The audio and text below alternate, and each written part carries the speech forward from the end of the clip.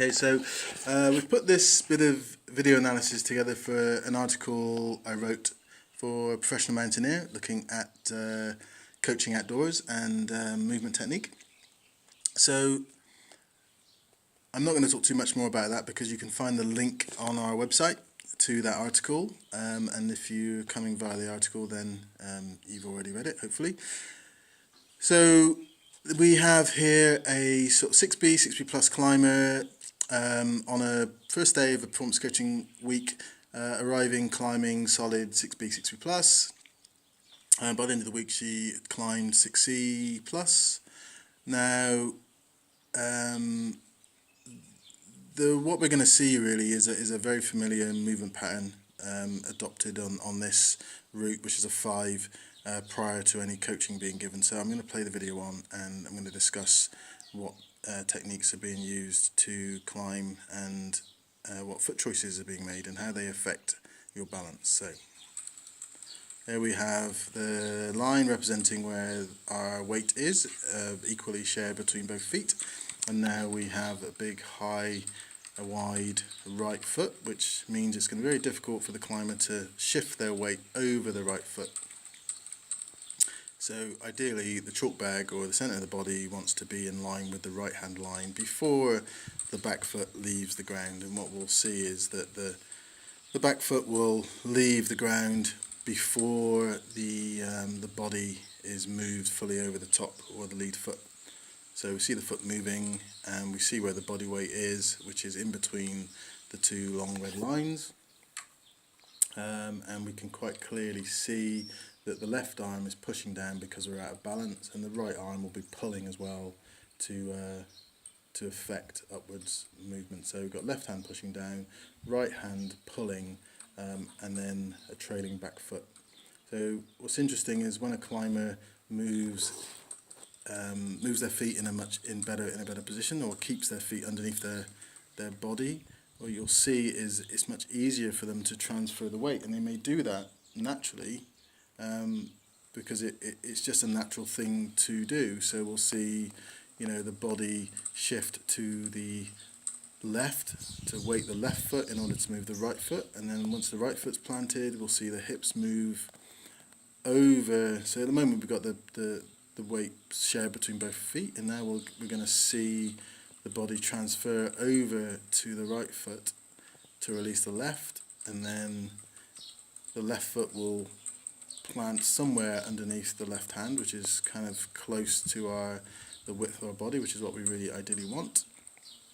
And then the right foot moves off the foothold as the left foot holds the weight, so we see the body in line with the left line. So high step there. So obviously there are footholds underneath that right foot, so we could be deciding to use holds here and to make the climbing much easier. So we've obviously gone into a nice high step. So, and then we're going to be looking at hands up and right from here. So again, this line just shows where ideally we want the body weight to be before the left foot moves up. So what we're watching for here is transference of weight from one foot to the next. So we see now body forces out left because we can't get our body weight over that right foot because it's far too high.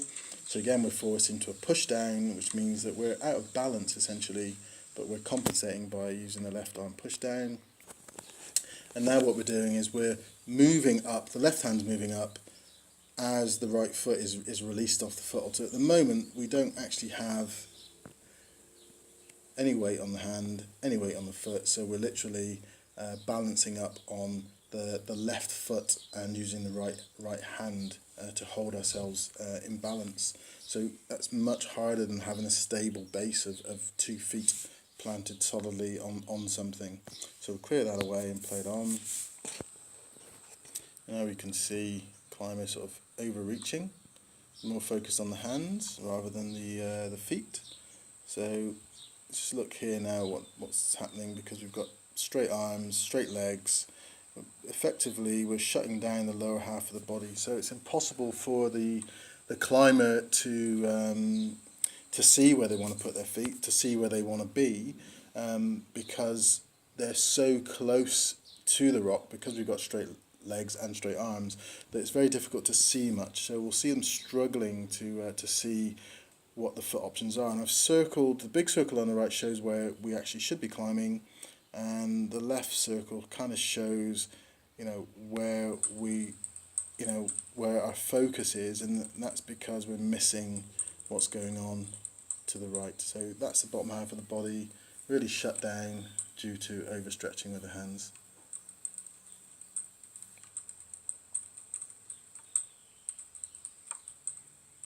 So again, same move again, high step, leaving the left foot behind, and again we'll be forced to do a move up out of balance.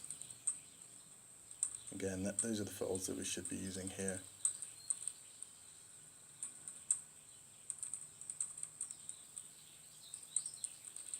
So we're just going to demonstrate actually this idea of moving up on one leg. So what we're doing here is, because the foot's so high, when we lift the back foot up, the body is also going in an upward direction.